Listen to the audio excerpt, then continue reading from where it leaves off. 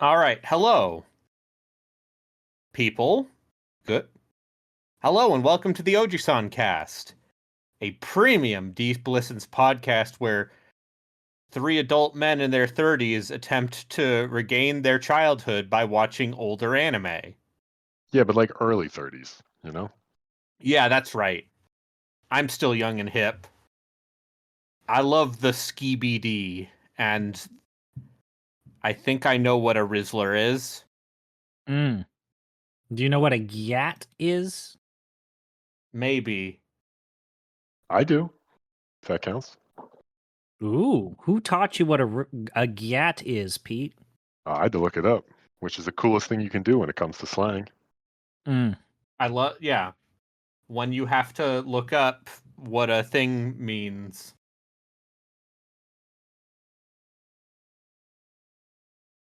Anyways, introductions. Yes, I we love Urban ran Dictionary. into it, huh?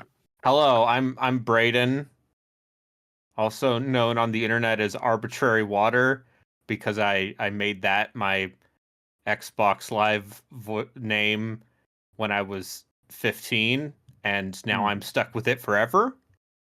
Joining me is Chris, also known as Zombie Pie. I teach the tweens, people who are youngs, and I was actually asked, Mister, do you have the skibbity riz? And after consulting the internet, and apparently the internet was correct, the correct answer was, that was very Ohio of you. You'll never be based Sigma L. Also, Pete Busby's here. I think, look, I'm no expert on Chinese politics, but I hear they're starting to ban slang, and maybe that's the right decision, you know? Yeah. Control the language. It's like how the French have that national academy that just says what words can and cannot be officially French. True. And everyone listens to them. One time zone, though. I'm skeptical of this. But we are all here today with our giant swords in hand, Mm-hmm. the homoerotic tension burning in our hearts, to talk about the 1997 Studio OLM adaptation of Berserk. Not to be confused with the 2012 adaptation of Berserk, or the much worse 2016 adaptation of Berserk. They keep trying. They keep trying. Berserk is based on the manga by Kentaro Miura that is still going on despite the passing of the author. Mhm. And In this case, the author is literally dead. yes. And is one of the most important and influential fantasy manga of all time. And we watched an anime based on it. The one that is well received and at least considered one of the better ones out there. It is currently ranked 100 on my anime list in terms of quality. What else is around that? Let's check. All right. Currently near it is the 2013 season of Hajime no Ippo, The Disappearance of Haruhi Suzumiya. Oh, okay. Dungeon Meshi. That hot thing. Evangelion 3.0 plus 1.0. So in good basically, company, otherwise, is what you're saying. Yeah, so, hey, listen, we could do an entire episode making goofs about my anime list and the weird ranking politics of its users. I guess Frieren is now the highest ranked anime somehow. Yeah, that I hear makes good sense. things. It's Friren's usually good. yeah, free run's good, and also yeah, it's the new ska. Yeah. But anyways, so I guess let's start with this. Pete, you picked this. I did. What inspired you to pick this? What is your prior knowledge of Berserk specifically? Just like either the manga or this series or the newer works. Why were you Berserk curious? To be honest, basically no knowledge whatsoever. As I approach most subjects, the YouTube Shorts algorithm looked at me, said, "Hey, you're a early 30s dude who seems to like combat sports and anime. What can we feed you that's violent and aggressive?" And they said, "I know it, Berserk. Do you like homoeroticism too?" And I was like, "Maybe." They're like, "You'll love this." So it's mostly a result of the algorithm, like most things in our lives these days. Yeah. There's a lot of Berserk out there in the internet. I feel like it has been, now that you mention it, it has been a series and a franchise that has generated a lot of those particular like hour-long YouTube essays of people like musing about the creative intent of Berserk, like what it speaks to and yada yada yada. They love For me, it's guy with big sword tries to kill guy with white hair. I also, so Yeah. I'm like weirdly enmeshed in fitness. It's not really TikTok, but we'll call it fitness TikTok. And there's like a very strong overlap between fitness TikTok and anime TikTok in terms Yeah. of videos of guys training with Guts sword. Yeah. A lot of those. I mean, Yeah. it's real. Like John Cena has said that his favorite anime is Berserk, this particular show that we watched, and he has like the anthology set of the manga. Big buff dudes like big buff dudes, Mhm. especially if big buff dudes are in close proximity to women who are showing their titty cleavage and or there's grievous bodily harm in Yeah, said content. There's a lot of that too. Yeah. It's the whole package for that group of people. It's another one of those series that even watching this adaptation, you go, "Oh, this is where that came from." Yeah. Yep. So I guess Braden, you kind of hinted at it. What is Berserk? So Berserk is a dark fantasy manga series that has been going on since 1989. This anime covers the first 12 volumes of the manga, which are known as the Golden Age arc, which is the most adapted arc of the manga for Which we'll talk about. obvious reasons. It follows a swordsman named Guts who has a big sword and likes swinging it to do murder. Also, did you Especially notice? against monsters. Yes, Yep, sorry. neither here nor there, but they never in the anime show Guts fully unsheathing his sword, which is very obviously because it would be completely impossible to do it. Yeah. Yeah. But it's cool because it's a big ass sword. Hell yeah. And then they did that. Another thing in 1997, also featuring a kind of wiry swordsman guy with a giant ass sword. His name is Cloud Strife. Yep. And then there's Claymore. Yeah, there's Claymore. There's the Dune Rurouni Kenshin. I don't know what his name is. Big swords in anime. There's so a yeah, big swords.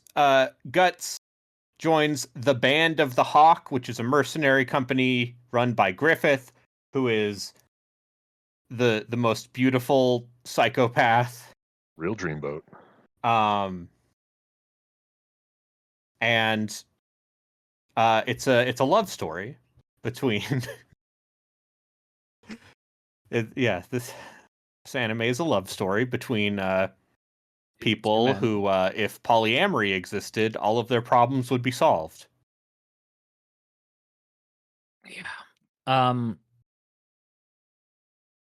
So this is off to the races, I would say, when you boot this up, right? Yeah, the first episode is a flash forward, Mm-hmm. and it's Guts fighting the Dark Apostles or whatever, with his missing arm. She replaced with a crossbow. Not Yeah, practical, but badass. and his cursed brand. I mean, yeah, it's, and then also like in terms of like the grimdark stuff and how like dark the content of this, it is a girl is being assaulted in a bar, Yep. like very visibly, let's say for And what it is, yeah. about to be assaulted. And Yes, this is an anime that aired on television, so it seems like they pared back a lot of the more graphic parts of Berserk. But it still aired in a late night slot. Yeah. It says a lot about the original source material too, that oh this god, version is the pared back one, and it's still intense. Yeah. oh, the reason why the Golden Age arc might be the most commonly adapted story arc among all of these reboots or these new attempts to tell the story of good old Guts, but we'll talk about that later. But yeah, he kills all the assailants, and there's a lot of blood. There's a lot of blood. There's a lot of blood. He tells, and then he tells them, go tell your master the Black Swordsman's here. The Baron. And then it turns out that the Baron is a snake demon. And he just decides to raise the entire town. Yeah, but also like Guts beats the Baron pretty quickly. Like that's your first sign that badass protagonist. Like not a lot of pomp, not a lot of circumstance. Like there's a lot of detail to the gore, but when Guts fights someone, it is usually I'm gonna swing my sword and you're dead. There's not a lot of like pageantry, traditional anime fight pageantry to it. No. It's like, no, you're dead. Bye. Yeah, there's no sword ballet going on here, which, I mean, makes sense given Guts' sword probably weighs, I don't know, 80 pounds, 90 pounds? Yeah. It's also maybe one of the major things I can throw at this anime is I think this anime looks fucking beautiful at times. Like it has some very good composed shots and like does interesting things with color. And it's also hand drawn, so it has that quality to it. But a lot of the action scenes are delivered through static shots. Yeah. There are a decent number of in motion shots in some of the fights, but those happen later. And I understand why they did this because there's a lot of fighting in this 25 episode series. Most of the anime. Yeah. It feels like they had like a decision point on day one where they were like, look, we have 10 animators and we're going to use 8 of them to draw Griffith's eyes. The other 2 of you do what you want. And looking at the director's credits, Naohito Takahashi is his name, and it seems like he's been with Studio OLM since the beginning. He's worked on, a bunch of Pokemon and Yokai Watch and the Ni no Kuni movie and so on. Agatha Christie no Mente Poirot to Marple. But before he did this, it seems like he did a lot of storyboarding for hentai. Oh, word? Yeah. You know what? No king Yeah. shame for that guy. That was So, actually back in the day, and it still kind of is a pipeline for people. yeah, Is sure. get your start where you get your start, and then if you want to clean up and come over, hey, you have a lot of experience drawing human bodies, then, huh? Yeah. That's why it's not actually disqualifying over there. it's one of those things where you can tell in a couple spots. Yep. Oh, most definitely, especially at the end, the very Yeah, end. especially with, yeah. let's say, we'll talk about Casca, but the way that her body is usually framed, they put in certain details to her that they didn't put elsewhere. I guess that it's to a degree, because I know that the 2016 series got excoriated for its handling of CGI. Animation mistakes and limited animation, especially in the 90s and 80s, it's less noticeable in 2D than it is in 3D, because Most bad 3D kills the entire thing, right? Yes. Bad 2D, like derpy looking eyes, or, oh, they're literally doing like the and it's just a static image with like lines around it to create the illusion of motion. Like, yeah, you can look over that. And also, again, this is, I'm pretty sure, done on film. I didn't find evidence of this. I'm pretty sure that this was still done on cells. Yeah. So, this is definitely still hand drawn. yeah, on there you go. cells. Like, pick your battles, because This is pre-DigiPaint. So the parts of this, like especially the background work in this show, is just exquisite. And I know that, Pete, I don't know if you've ever checked out what the manga actually looks like, but Kentaro Miura's art style of the manga is nigh impossible to adapt in animation truthfully. it's Yeah. very ornate. I've seen the stills. I haven't actually read any of the manga, but in the extensive background research we do for every single episode, Yeah. basically everybody indicated that his style is unreproducible. It's one of one. Yes. And so some compromises were made for this anime. Like Guts, the design of Guts' armor is significantly simplified so that they can actually draw it. For example. But when we get to the creepy stuff, let's say there's a lot fewer eyes, there's a lot less scales. The creepy stuff is less detailed oriented, but you have to do that. You kind of have to do that. You're making a 25 episode series. Also, yeah, this is a 25 episode series, which was at the time the norm. The 13 episode series had not kind of supplanted the 25 episode template, and that is to the better of the industry and the quality of the animation and the stories that are told.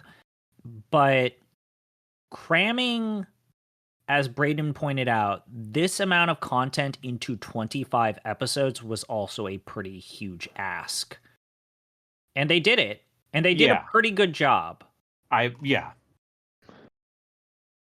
But when we left our protagonist Guts, he was a wandering Ronin of sorts and joined the Band of the Hawk, a mercenary band, after losing a duel with Griffith, its leader of what I would largely call, if not a cult of personality, just a flat out cult around him. A little bit. Yeah. He is the charismatic linchpin holding this Everyone army of together. rough men and one woman. Yep.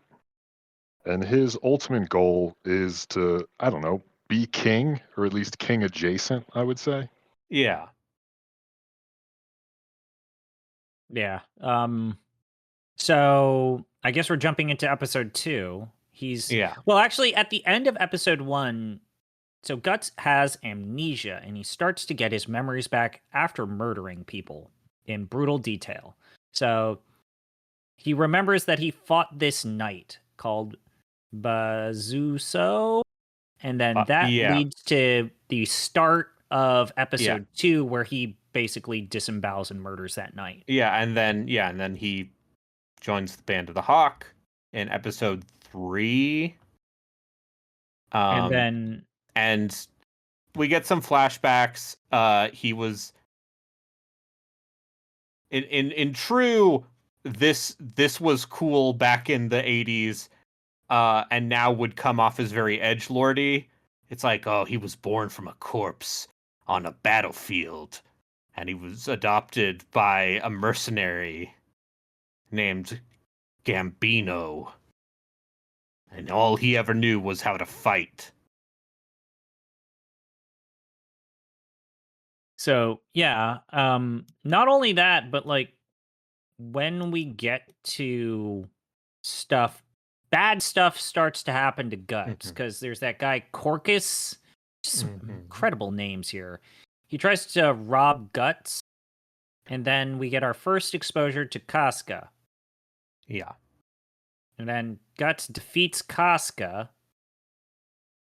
And then that leads to Guts thinking that he can fight Griffith, who decides Griffith just one-shots him. He doesn't hold back. He just straight up almost kills him. But to Guts' credit, he does try to bite Griffiths' sword in half. Don't know how that works strategically, but shows you what kind of guy Guts is. Yeah, one might say he fights like a berserker. One might. All right. And so the first half of this series is about the Band of the Hawk kind of rising in prominence thanks to Griffith being a great tactical leader, Guts being really good at swinging a big sword, and them being able to beat up bandits that have been plaguing the kingdoms. Like even before bandits things goes... fighting. There's some sort of eternal 100 years war going on between two kingdoms. Before things get really, really bad for this kingdom, before things get really bad, things are not great from the onset or start of the Golden Age arc. It gives off some real Witcher vibes in terms of just like monsters aren't necessarily a problem. The problem is people, but monsters still exist. Yeah, they're around.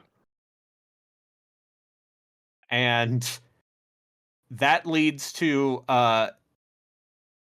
one of the first really big instigating moments where Guts and Griffith encounter one of my favorite character names, Nosferatu Zod. Yeah.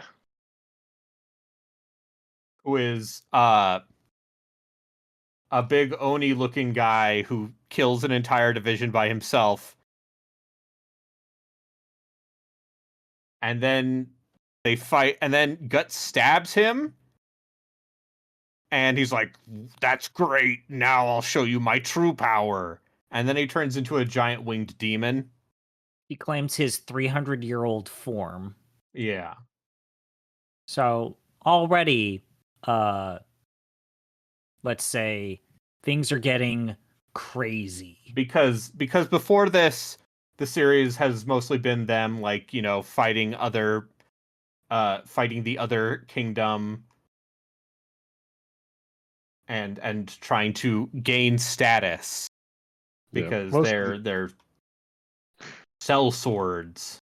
Yeah, most of the episodes follow a similar arc where there's some sort of impossible challenge.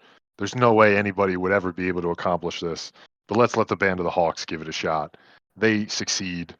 Yeah. Everybody moves up in status, and then they go on to their next impossible challenge. And all of the nobles are like, "Grr! I can't believe these peasants are so good." Yep. And with each win, the connection between Guts and Griffith grows stronger and deeper. Yes. And then you get like the first major escalation of that during this demon battle. Yeah. Yep.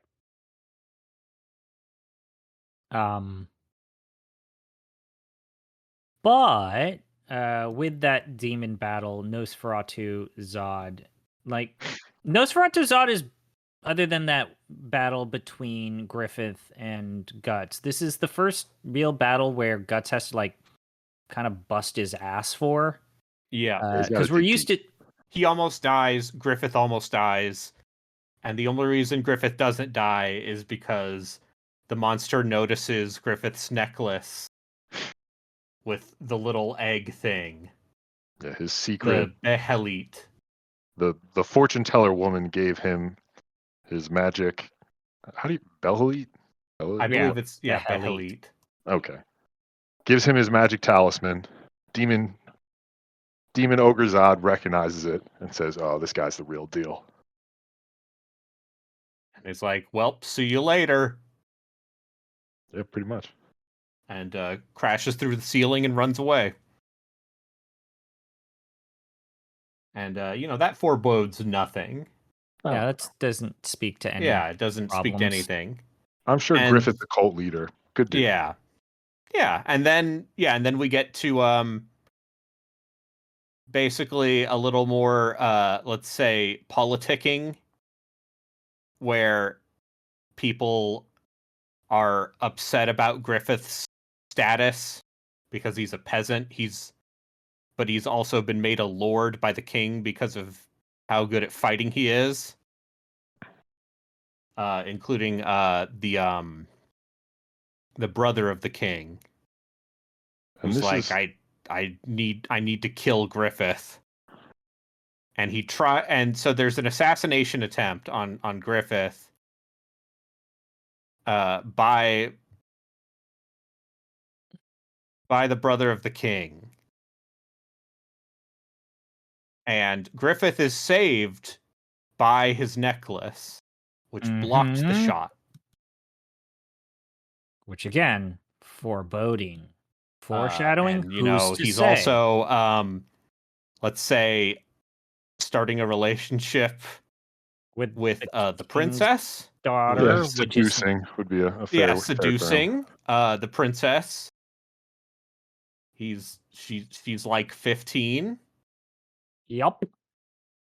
But medieval rules. Yeah, Romeo and Juliet rules. We all sort of gloss over that part in that book. Yeah, and before that comes how to a old head, Griffith is. Even Guts is like, hey, I think Griffith isn't the same person ever since we got to this kingdom. And then we meet the king's brother, General Julius. Yes.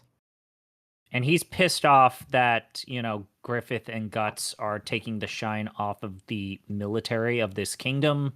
And he plots to poison Griffith with a poison arrow during a hunt. Which it feels like we've seen this story arc in Time Eternity. Kill someone with poison, like a low blow, right? Specifically a poison arrow. Yeah, it's a cowardly murder. And in kind of like the samurai shinobi, the code that this world operates under to a degree, even though it is not samurai, there is an honor to the fight, and this guy is going to do the dishonorable route, right? Right. So the hunt happens. Griffith and Charlotte are getting a little touchy-feely, right? But and how? The arrow gets shot, and then this allows Griffith to get close to our person, right? And what happens, Braden? Oh, well, yeah. Griffith surviving the assassination attempt just makes him more popular. But he knows that someone tried to kill him. And not the princess. Mm-hmm. So he says, "Hey, Guts, can you murder someone for me?"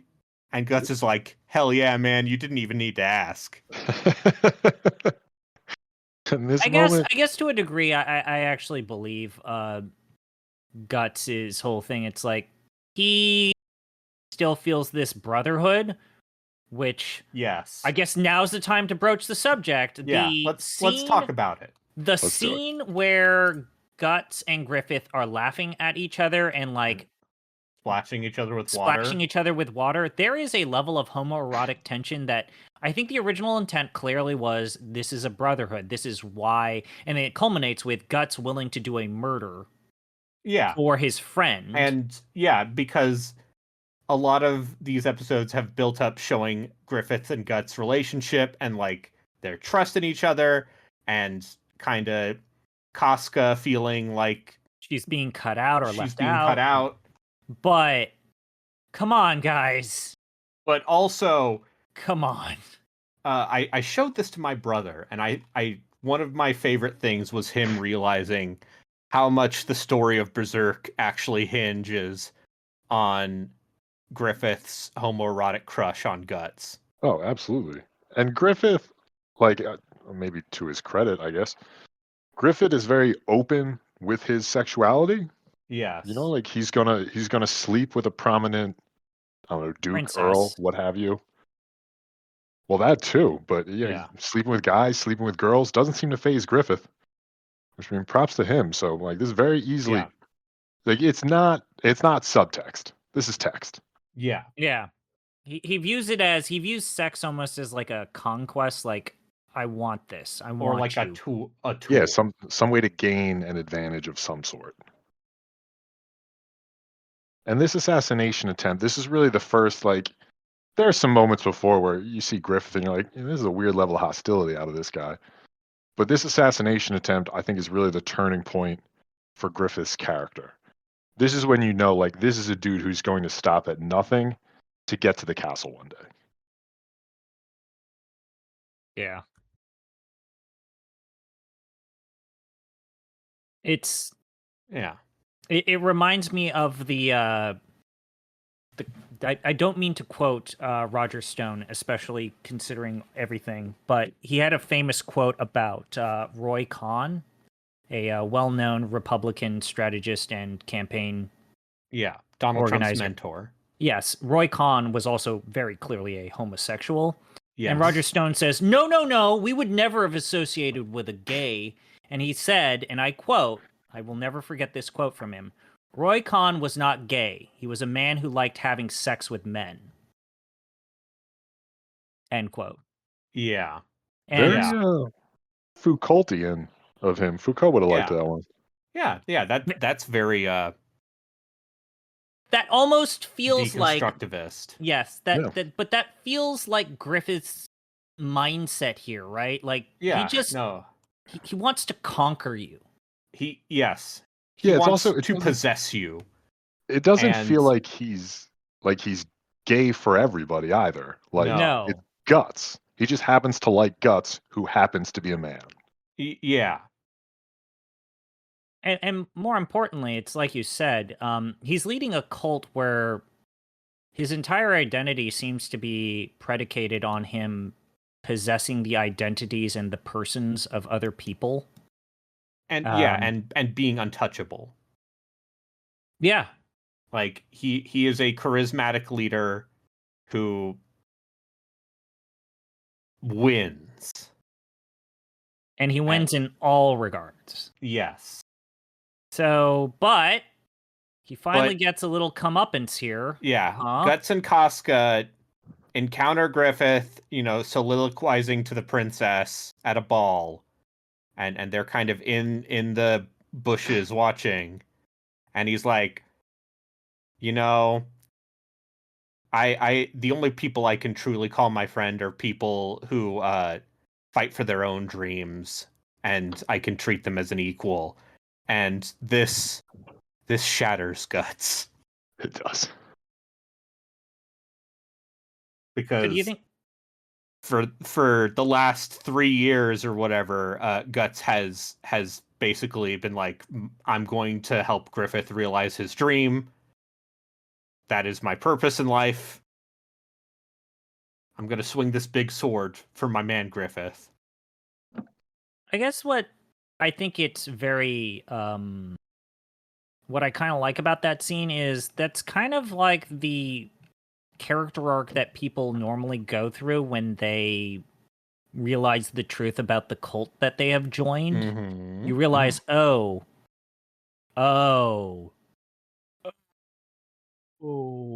and to that degree, it feels like a very real thing.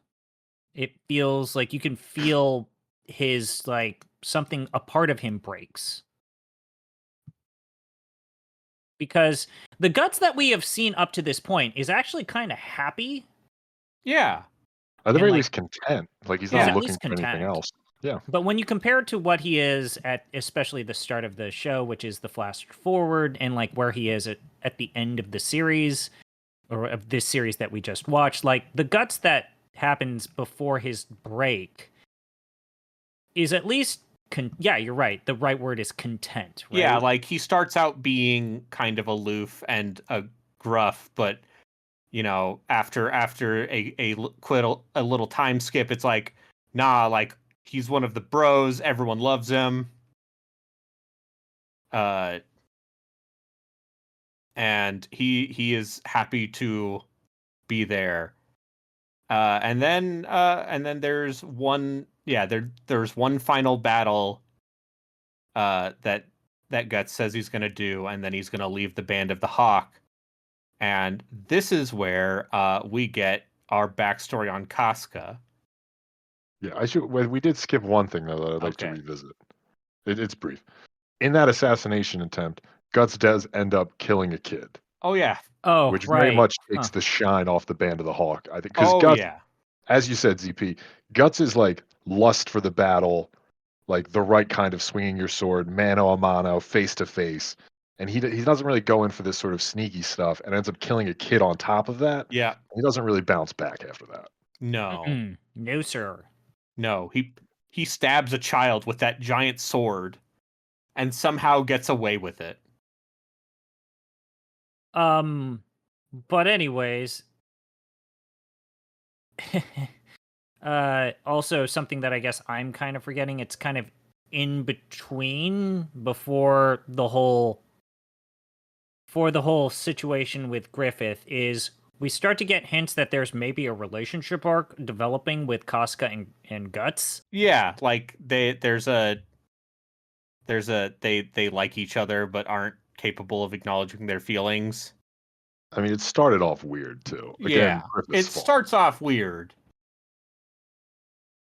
Because Guts gets injured in his fight with Griffith because Griffith needs to dominate everybody all the time, and as an expression, I assume as an expression of this dominance again, it doesn't really seem like he wanted Griffith and Casca to end up together, He tells her, especially based on what happens Yeah, later. no, he's like, you're a woman, you lie with him to keep him warm. Yeah, as he's like feverish. So that's how it starts.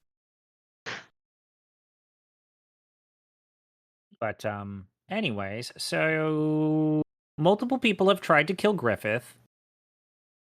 And he Griffith knows they've tried to kill him and wants eventually to respond accordingly. I mean, he has that scene where he gets poisoned and he actually does pass out. But yeah, so multiple people. He's aware that someone tried to kill him, and he ends up getting. So what's the setup to the scene with him and Carlette?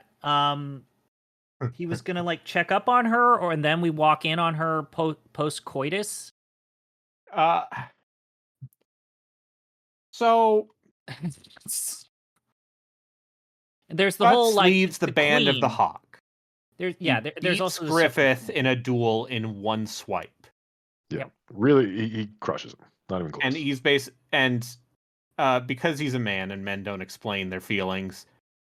He doesn't explain to Griffith that it's because he's like wants to be his own person. And this messes Griffith up. He's shattered. And what he makes a boo boo. Yeah, as a a way lapse to of like judgment that he does a sexual assault. Yep. I mean, this also happens after the Queen has very visibly said, "Get the fuck out of here. I don't want you here. Get out. Leave.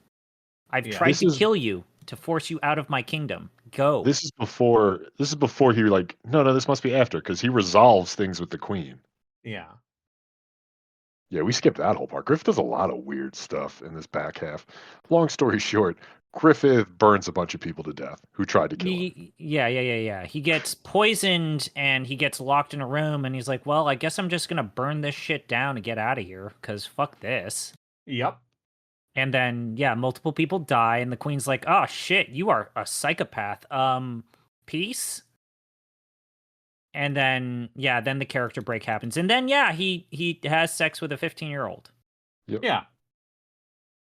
Presumably as a way to like reestablish his mastery, right? Like that's my assumption here. Is Guts has proven that like he's quote unquote a better man than Griffith, and Griffith's like, who can I take this out on? Princess. Yeah. Deflowering putting a whole definition to deflowering the princess, right? If you wanted, like, obviously Griffith's a lunatic. If you wanted to put a strategic spin on it, you could say Griffith could like be doing a calculus in his head, like, okay, like if I have sex with the princess within the logic of this like weird paternalistic society, she's now tainted, and the only choice the king would have is to let us be together and like let me be prince or whatever. It's not gonna work. Instead he gets thrown in jail. Yeah, he decides to throw Griffith in jail. And then, for those of you that have read the Berserk manga, you would say this is when Berserk actually starts becoming Berserk. Because when Griffith gets thrown in jail, he starts hallucinating, he sees visions, and the world literally starts to fall apart around him. And I do mean literal, like the actual kingdom starts to be undone. Forces that have been hiding in the periphery of this world start to present themselves. This is the long journey into night if we're following the the heroic cycle, but Hero of a Thousand Faces. But there's no going back to the Land of Light. This is when Berserk becomes Berserk. And Guts, so Band of the Hawk become outlaws, led by Casca, and Guts is just on his own, just training, standing under waterfalls, doing standard anime training stuff. Befriending a kindly old blacksmith. We get it. We've all done it. And then he finds out that they've taken Griffith. Does he help him? Does he leave him behind? Whatever shall they do, Braden? I don't know. I mean, it would be a much shorter series if he decided to just let Griffith rot in prison. He's just like, peace, dog. I said I was leaving. I'm out. I will say this. One of my favorite, I will say, not necessarily visuals, but things that I think of is that image of Griffith as he's being like wallowing away, that like desiccated skeletal version of Griffith where he looks dead. They mess him up. They messed him up. So that makes like his turn to evil believable because you feel like because he was already a nightmare. He was already a nightmare. It's gonna get worse. And so like the most heartbreaking moment. I'm jumping ahead slightly, but the most heartbreaking moment in Griffith's transformation is when he's in the wagon and he sees Casca and Guts embrace, healthy, relatively thriving Casca and Gus having a romantic moment for a second. He's comforting her, but granted. And like that's the end of it for Griffith. He basically tries to kill himself after that. Yeah. Mm-hmm. Which is what leads to blood falling on his little memento, right? Little behelit. And then something happens with the world. Yeah, and then the eclipse happens.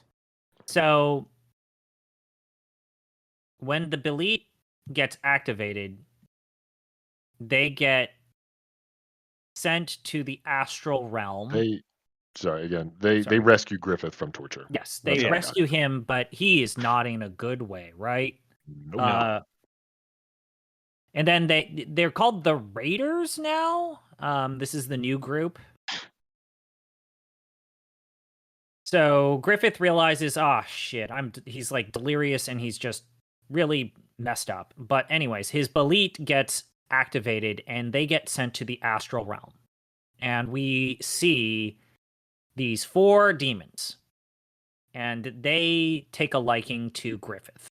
And they have decided, they say, hey man, you're the chosen one.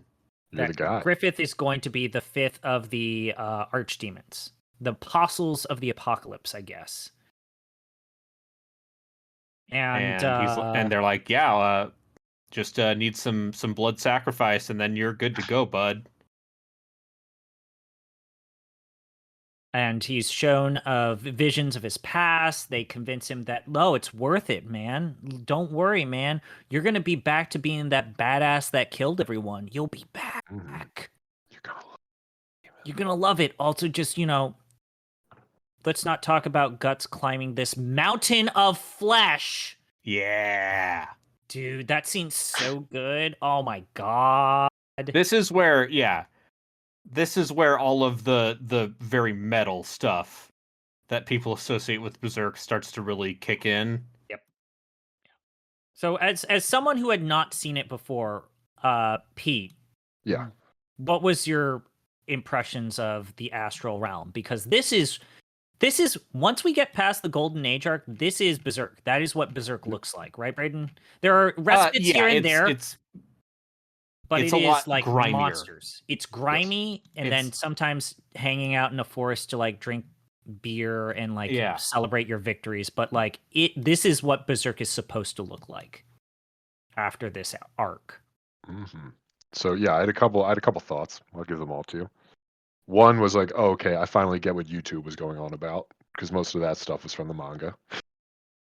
2, I was like, oh, finally, this is more interesting. You know what I mean? Like, Guts and Griffith's relationship was the most interesting part of craziness, Berserk. And you can only carry that through, so many episodes. It's not 24. Third thought, why did they have to make the lady demon topless? But fit with the rest of the show. Fourth thought, and this was the last thought I had because this occurred closest to the end, is this show really does Casca dirty. Yeah. Like it's very much interested in being like, how gritty we are. We'll show this sort of abuse and degradation. That's how gritty we are. Which maybe was a move in '97 that I hope we've all gotten past. As a society. Yes. I don't know that we have, but I don't know if we have. But anyways, so Griffith takes the deal of the devil.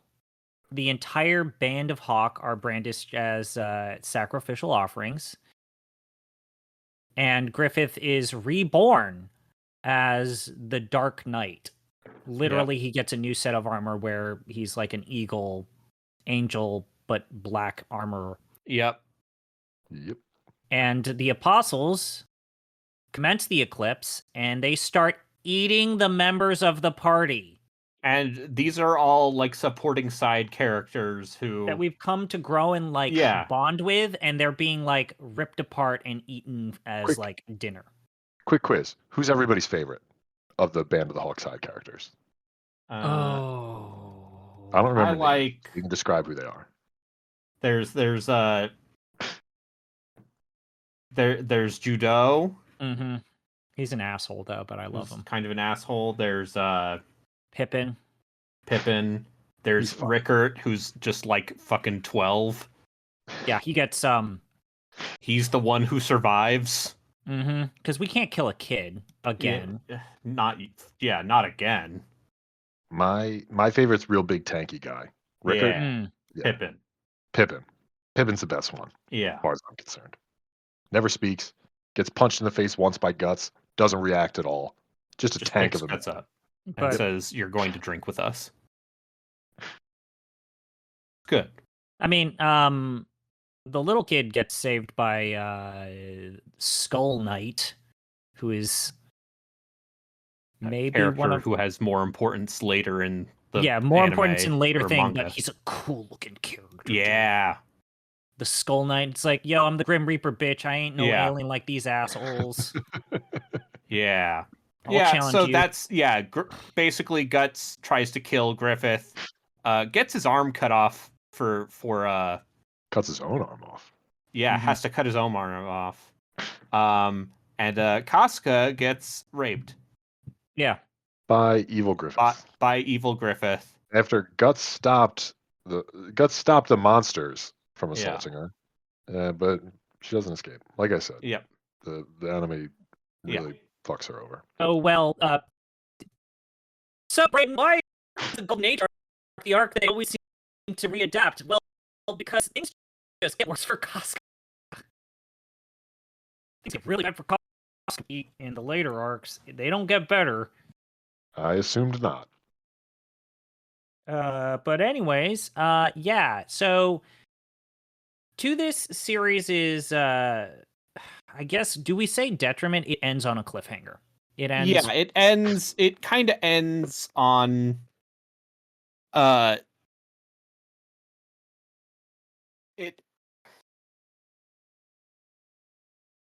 It ends with Guts in the physical world. His wounds are healed, and he's leaving Godot's house, and he's like fully invested in. He's got his new sword. He's got his new arm, and he's like, "I'm gonna kill some demons." Yep. And then But it always felt like this was the preamble to setting up something bigger for Berserk. Something bigger for this series, at least animation-wise.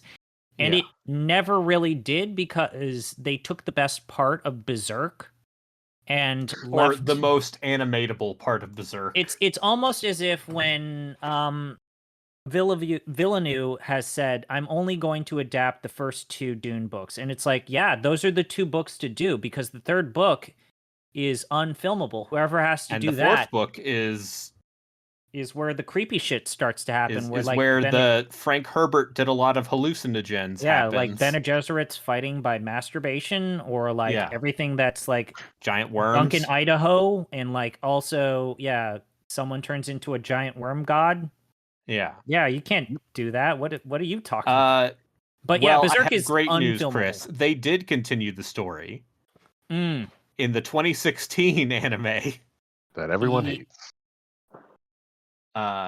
So I mean, okay. So the movies in the film in 2012 and the 2013 film. Yeah, the three films in 2012 are an adaptation of this arc in CG.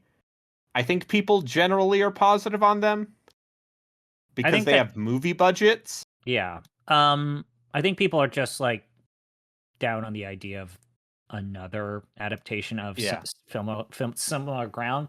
But the 2016 arc did the arc after this one, which is the Hawk of the Millennium Empire arc, where it's like Guts is now trying to like prepare himself and chasing after tips of Griffith, like who Griffith is and where he's going, and like kill a bunch of apostles who are but not the demons. big ones. But yeah, and this is where Guts, Casca, and Puck depart. Also, Puck is a cool character. Yeah. But so it's difficult to adapt, and their attempts at adapting it were not well received, and a lot of that comes down to the animation, which is 3D, laughably bad CG. There's also some stuff that happens to Casca, which I really don't know how you would do that. Casca becomes a little vegetable. Like a literal vegetable? No, like she basically is so traumatized from her experiences that she becomes like a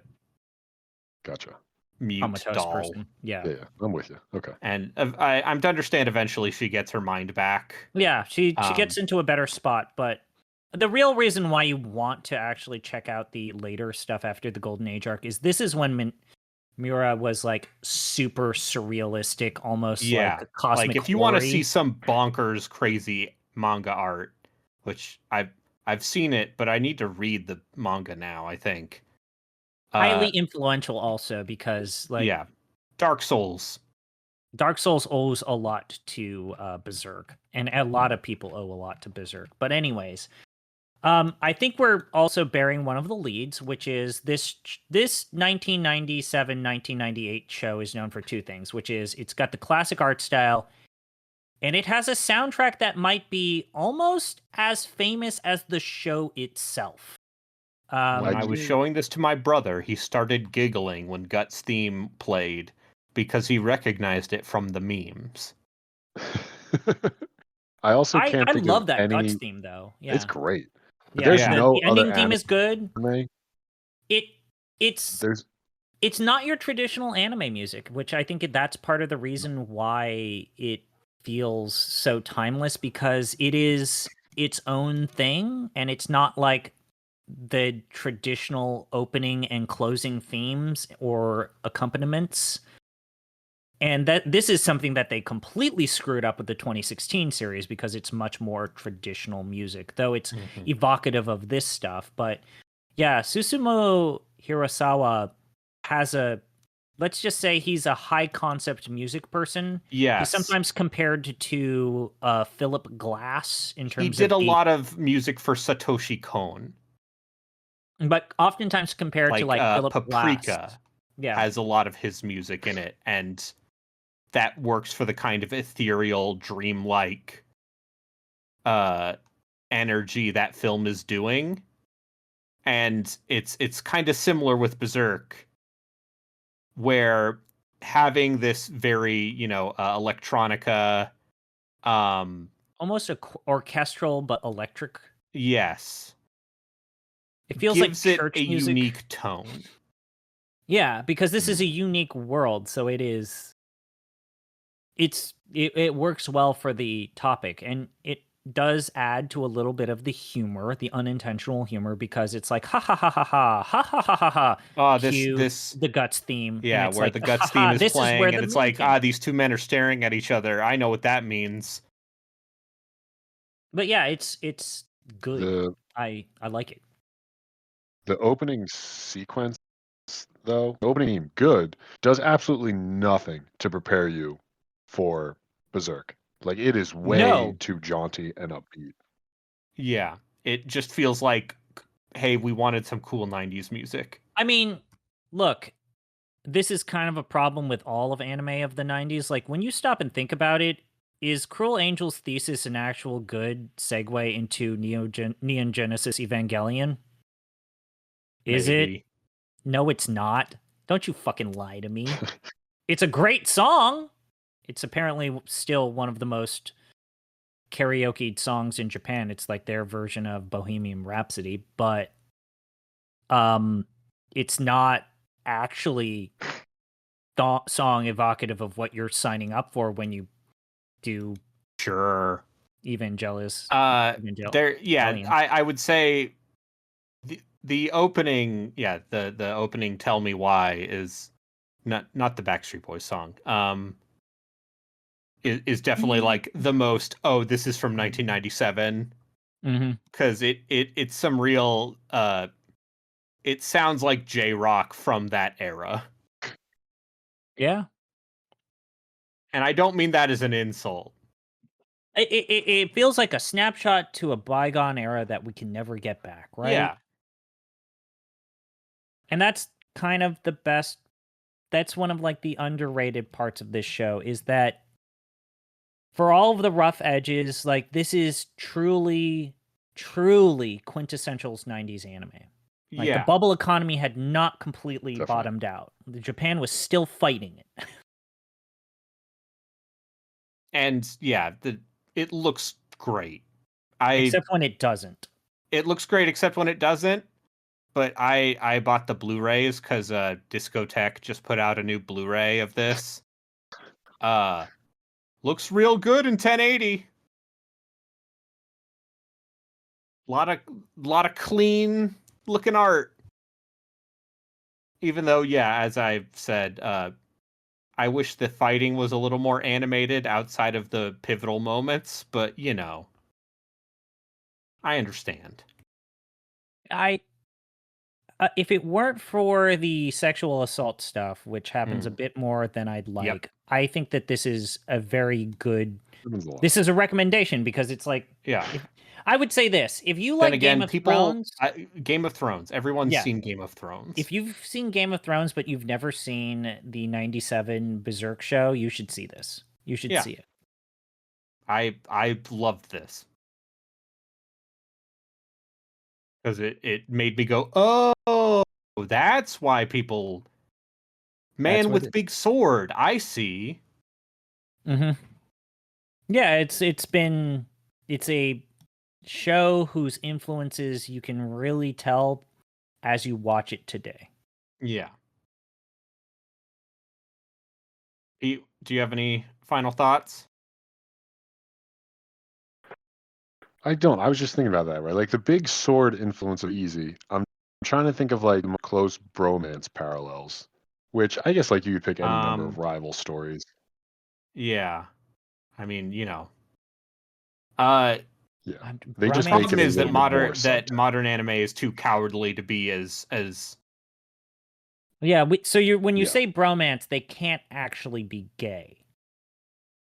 Right? Because that would be the line. Well, that's the thing. I guess Gon and Killua and Hunter x Hunter, but did Hunter x Hunter predate this show or predate Berserk? No. Hunter x Hunter started in 98. Then maybe what are those two assholes in Tokyo Ghoul? Kaneki and Hyde? Jujutsu Sasuke Kaisen. and Naruto. Itadori and Todo in Jujutsu Kaisen. Muscle guy with the shaved head and pink hair kid. Ichigo and Ichigo. Well, so like here's these are all these are all good ones, but I think like what Guts does that's interesting is sort of keeps it in the middle, whereas like Todo and Itadori is like so far over to brothers, or like Naruto and Sasuke is like so far over to rivals, or like you just have two characters who are actually gay. Yeah, it's one of those things where level of nuance here. Yeah, like Guts' relationship to Griffith is not entirely platonic, but Guts is maybe like too much of a meathead to really figure out. Like, why do I like this? Why do I think this guy's so cool? Yeah, he doesn't have a sword as big as me. Yeah, I hear ya. Yeah, it's unique. It predates fujoshi bait. Yeah. Also. Well, maybe not predates. Fujoshi have existed since the beginning of time. But it's like Pete said, there's more nuance to this than I would say most modern bromances, even in regular media. I think it's a I think it's good. I think it's good. Yeah. So I forget, do we actually rank things on this podcast? No, we don't. We don't rank things. Okay, I don't feel the need to rank things. Okay, cool. So we don't have to waste like 30 minutes ranking. No. Yeah, well, I think we all give this a thumbs up. That trademark review system. Thumbs up. Content warning. Content warning. Yeah. Yeah, with all the caveats we've given it, those aside, it's worth. Yeah. Yeah. And now it's we watched Chris's something pick. good. We watched something good, boys. Yeah. We watched something great, even. Yeah, we watched something good. Yeah. So you've given me power. You've given me the ability to pick something good. Yeah. In theory. So we're sticking with the genre of sword and sorcery. But we're picking a work that came from someone who, let's say, is not so experienced in the land of sword and sorcery. A talented and accomplished anime director who is still working today. Still working to this day at the tender age of 83. The man is powered by hate. Yoshiyuki Tomino, probably one of the most important people in all of anime. Like, he's up there. Yes. One would call that, man who invented the Gundam. And still does the Gundam. Yeah. Like, Yoshiyuki Tomino is... he has had his hands in almost every single Gundam series. In some way or the other.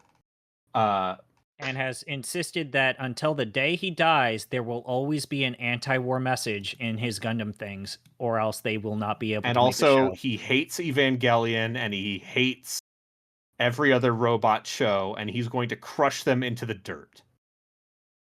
Yeah, if you want to find stuff, see what he actually said about his lead rivals and yeah, he's said a lot of things. Anyways, we're gonna probably watch one of his biggest, I think, failures and also missteps, and also widely regarded as one of the worst anime ever made. Also, one of the best quote-unquote anime dubs ever made. Yeah, and yet this is still the classic Gundam team, which is like the weird thing. So we're gonna put our fists deep into this analysis, and we are another high quality product from 1997. We're gonna watch Garzy's Wing. Yeah.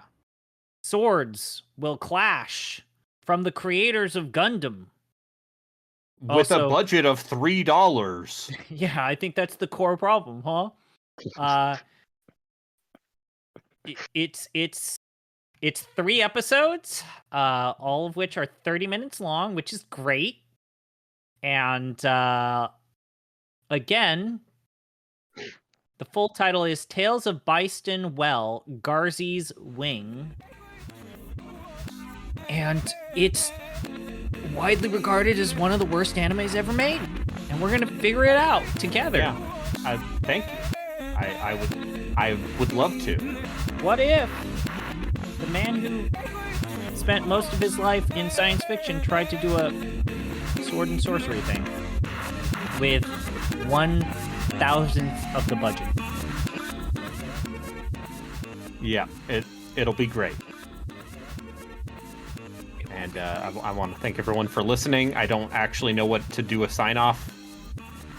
I haven't figured out how to sign off this thing anymore.